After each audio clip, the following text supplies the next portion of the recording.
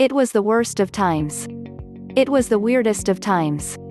It was a season of sickness and shouting, of defiance and tension, of industrial strength, falsehood and spin. It was a moment of ugliness and deep injustice, and perhaps, too, a moment when the chance for justice felt nearer than ever before. On Independence Day, we Americans, if there is in fact a we in American life, celebrate the anniversary of a time when a lot of people, feeling really angry and scared, decided to do something about it that changed the world forever. This year, we mark that event in a year when a lot of people are feeling really angry and scared. Some of them are trying to do something about it, hoping it will change the world forever. COVID-19 resurgent in 40 of 50 states. The death of George Floyd, the fight for racial justice, and the reactions against it. The fractious politics of masks.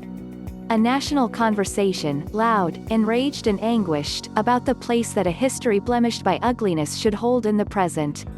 An uneven president embraced by millions and despised by millions.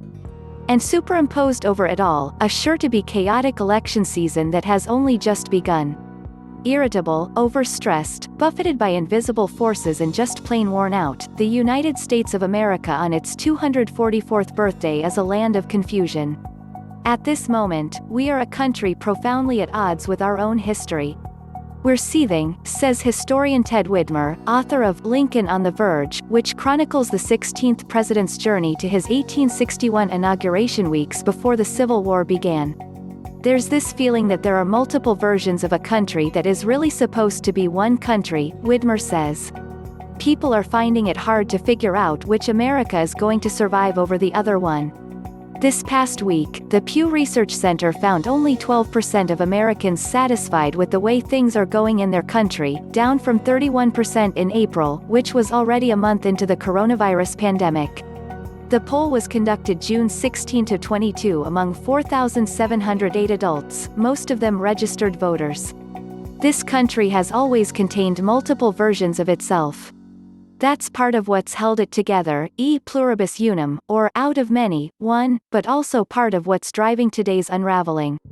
One group's story of America, a story of triumph and exceptionalism and always prevailing, is very different from that of others, which include narratives of abuse, subjugation and systemic slavery.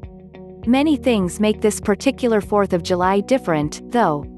It comes after millions of Americans have been forced to marinate in their own juices for months, stuck at home, in some cases losing their jobs, being economically stressed, fearing a horrifying death, feeling both trapped and unable to access the normal life they remember. The ordinary flow of daily life, all of that has been disrupted.